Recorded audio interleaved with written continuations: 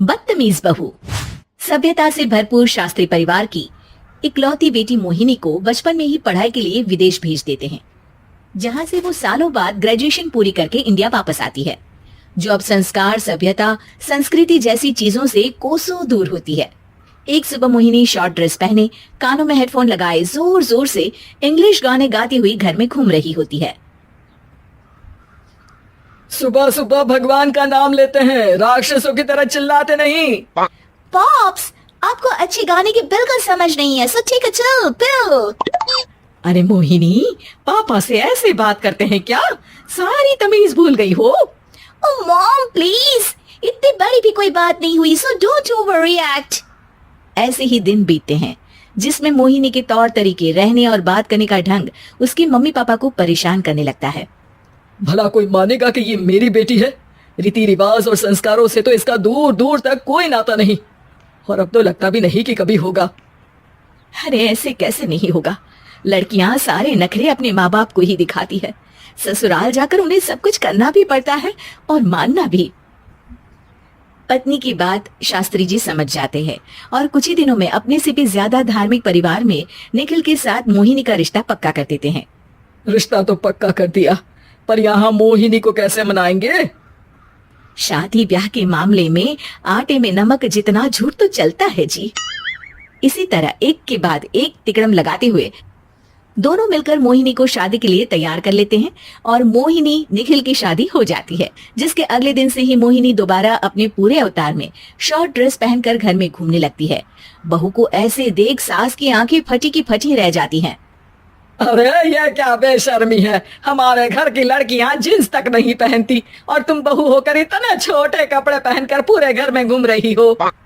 Seriously mom, please आप अपनी इस 80 के दशक वाली सोच में मुझे इंक्लूड मत करो। हाय तौबा, एक तो बेशर्मी दिखाती है, ऊपर से सास के साथ जुबान भी लड़ाती है। अरे जल्दी कपड़े बदल कर आ, घर की पहली आरती तुम्हें ही करनी है। इतनी देर में निखिल भी वहां आ जाता है। माँ पापा आने वाले हैं, पूजा का सारा सामान तैयार है ना? ये पूजा हमेशा मेरे बॉयफ्रेंड्स के पीछे पड़ी रहती थी और अब हस्बैंड के पीछे भी आ गई।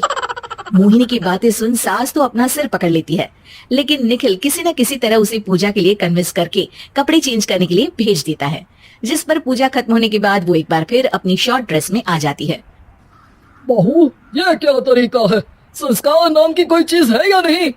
नहीं ससुर जी, संस्कार मेरा दूसरा बॉयफ्रेंड था, अब तो मेरा उससे कोई कांटेक्ट नहीं है। मोहिनी का जवाब सुन के ससुर तो भगवान नाम जपते वहां से चले जाते हैं, लेकिन सास बहू के बीच कहासुनी फिर शुरू हो जाती है, जिसे इग्नोर करते हुए मोहिनी घर से बाहर चली जाती है और देर रात घर वापस आती है।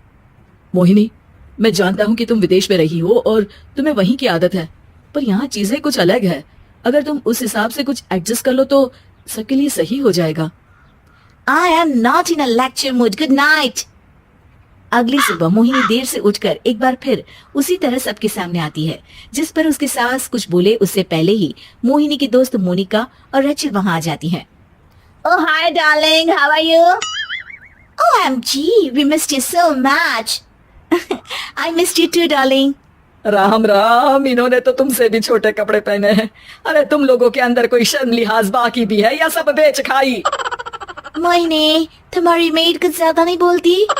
इस पर मोहिनी की दोस्त उसकी सास का मजाक बनाने लगती है, जिसे सुन निखिल उन्हें जवाब देते हुए कड़वे शब्द सुना देता है और वो सुन के वो दोनों तो मुंह बनाए वहां से चली जाती है, लेकिन गुस्से से लाल मोहिनी वहीं खड़ी निखिल को घूरती रहती है।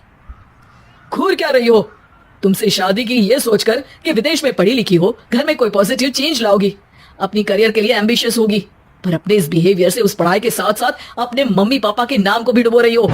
अगर तुम्हें ऐसे ही हाल रखना है तो यहाँ रहने की कोई जरूरत नहीं है। निखिल की बातें सुनकर मोहिनी रोते हुए घर छोड़कर अपनी मम्मी पापा के पास वापस आ जाती है। ससुराल में सब कुछ ठीक तो है? वो अपने आप को समझते क्या है?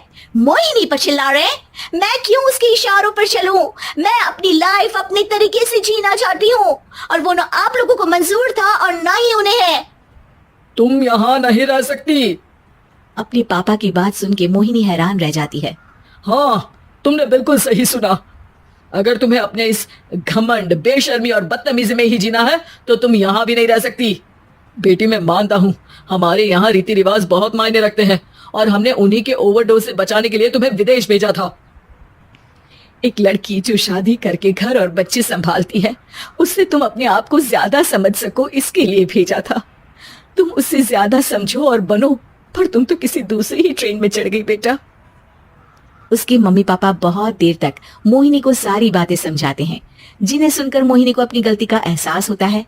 वो जॉब ज्वाइन कर लेती है और ससुराल वापस आकर उन्हें मॉडर्न बनाती है और खुद भी कुछ रिवाज सीखते हुए खुशी से रहने लगती है।